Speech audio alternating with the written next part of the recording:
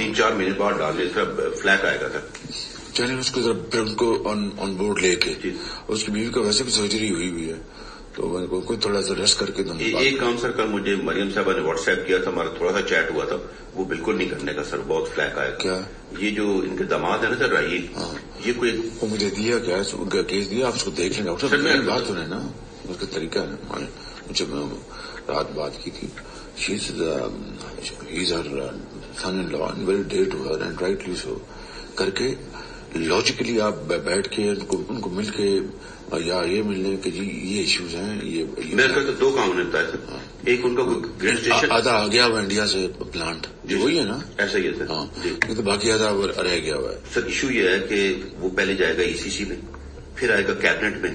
اب prime minister کی عزیز former prime minister کی ڈائریکٹ فیملی کا انڈیا سے مشینری آنا آپٹکس کے لیے تو بڑا سر, آپٹکس نہیں, یہ بالکل گلے پڑ جائے گی یہ بات. بالکل میں مانتا ہوں. تو اس کو آپ پہلے بتا دیں, پھر میں اسے خود بات کر لوں گا بڑے اچھے طریقے سے. جی ٹھیک ہے.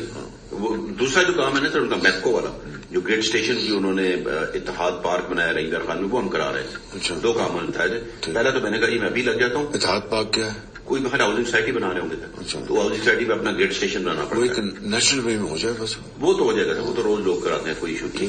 لیکن یہ جو ہے نا سر انڈیا سے مشینری لانے میں بڑا فلیک آئے گا. جی جی. اور پھر رات ہوتا نا سر چپکے سے آ جاتی, ECC میں لے جانا, وہاں ڈسکس ہونا اس نام سے, پھر کیبنٹ میں ڈسکس ہونا. اس کو آپ بات کریں, پھر میں جب لندن سے اپنا ٹرکی سے آؤں گا میں خود بلا کے سمجھا دوں گا. میری رائے تو یہ ہے سر کہ مناسب وقت پہ ہم ڈار صاحب کی ڈیوٹی میں وہ کر لیتے ہیں سر.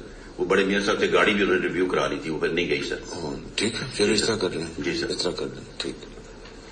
باقی سر نہایت بات ہے سر, یہ عامر الیاس رانا بھی کل ہمیں فواد صاحب بھی ملے تھے. یہ سب لوگ کہہ رہے ہیں سر کہ بہت تسلی کر لیں, یہ مقبول باقر میں آپ وہی غلطی کرنے جا رہے ہیں جو آپ نے کی تھی جاوید